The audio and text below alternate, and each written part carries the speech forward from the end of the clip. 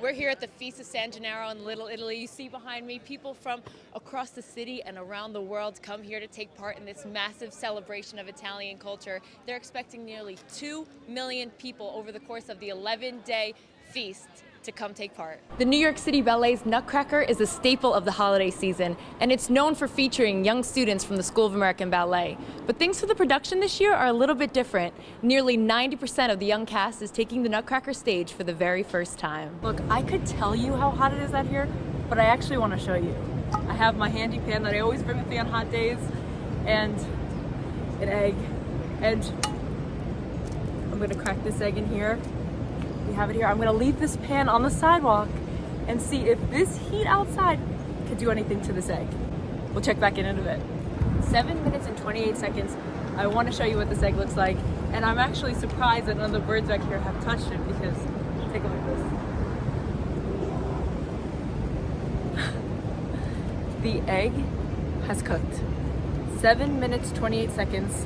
This is what you got. Now, I'm not saying it's ready for bacon and a roll and cheese, but it is hot enough out here to get this egg to cook. So I think the lesson is maybe today's the day to stay inside and cook your eggs on the stove. Brooklyn native Dominic Pabon was sitting right here on Sunday night when he says he saw something fishy across the way. A stranger dumping bags of eels into Prospect Park Lake, something that park officials say is both hazardous and illegal. One New York City athlete is going for gold at this year's Olympics.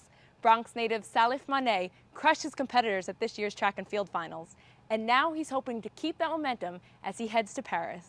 A couple weeks ago, jumped his first 17. It's a hop, step, and one giant leap for Salif Mane. Here today, the 22-year-old. The length of nearly 13 refrigerators. The 17.52-meter triple jump is what it took for Mane to secure his spot in the 2024 Olympics. I felt amazing. It was an honor to be able to represent my school, my family, the Bronx, everyone. This qualifying jump was Mane's personal best, more than 57.5 feet, beating his competitors by nearly 2 feet and making him the best triple jumper in the country. On my last jump, I just had to let it all out. I had to really show them that I'm really from the Bronx. The South Bronx native grew up in a Senegalese household and says it's the support of his immigrant parents that inspires him. The Muslim athlete says part of his pre-game ritual is praying and listening to voice memos from his father, who died from COVID during the height of the pandemic. He was my #1 fan, and he's the first person I ever show my medals to every time I attained one. Mane's father worked as a dishwasher at a Rockefeller Center restaurant, and his mother is a hair braider in the Bronx. It's very tough seeing parents struggle the way that they do and still be able to put food on the table. Mane says despite their struggles, they always supported his athletic goals. Left arm, get the left arm back. Good, keep your speed. Fairleigh Dickinson University track and field assistant coach Leroy Solomon spotted Mane when he was just 14 years old at the Bronx High School for Medical Science. I saw this little skinny kid with nothing but legs. His body was so small, I was like, that's an athlete. And I just started jumping. And he's been jumping ever since, following Solomon to FDU, where Mane now has the most titles in the school's history.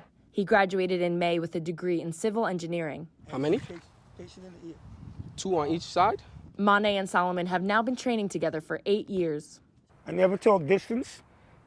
We never talk place, because I know if he jumps the best he can, the distance is going to be there, and along with the distance is going to be the place. The distance could win Mane an Olympic medal, but for the 22-year-old Bronx native, it's a feat and a leap bigger than just himself. And all the immigrants out there is just, like I said, just be patient, put in the work, and I promise you your work will definitely show. Fairleigh Dickinson triple jumper put on a show today. Alexa Speciale, New York 1. These are wool fibers, not being made into clothes, but crafted into soft sculptures. This kind of embodies like the essence of the nature of reality. This is how the fabric of life is. Davina Sue has been creating art for nearly 2 decades, but now she has one of the largest audiences of her career, because her work is on display in Battery Park City, sprawling across 400 feet of construction fencing along Wagner Park. People can see and not have to know the behind story, but just kind of immersed in it. It's part of a new program by the city's Department of Buildings and Department of Cultural Affairs. It gives property owners the chance to display artwork on their temporary structures like sheds, scaffolding, and fences, if those structures are up for more than 90 days. This was an opportunity to create artwork on a place, on structures that were not very attractive in our everyday environment. When a property owner is applying for the temporary structure permit, they are automatically enrolled in the City Canvas program. Property owners have the option to opt out of the program if they're not interested in artwork. The Department of Cultural Affairs says the main goal is to create more opportunities for public art across the city. We see scaffolding as infrastructure to put something else on it, to sort of cover it up, to sort of make it more beautiful, to make the city, and as a result, making the city more livable, more attractive. Business owners have the choice to pick from participating artists or have the city choose for them. What would you prefer to see?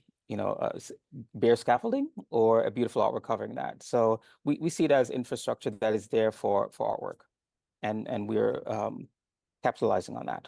The work that has more of a center focal point. For Sue, she's capitalizing on the platform, adapting her fiber art to a different medium, taking photographs of her work and digitally manipulating it for canvas.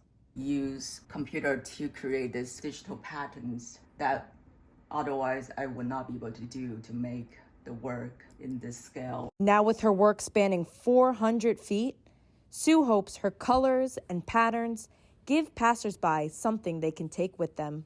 I hope people to see this work and feel energized and feel a sense of care, connection, and curiosity.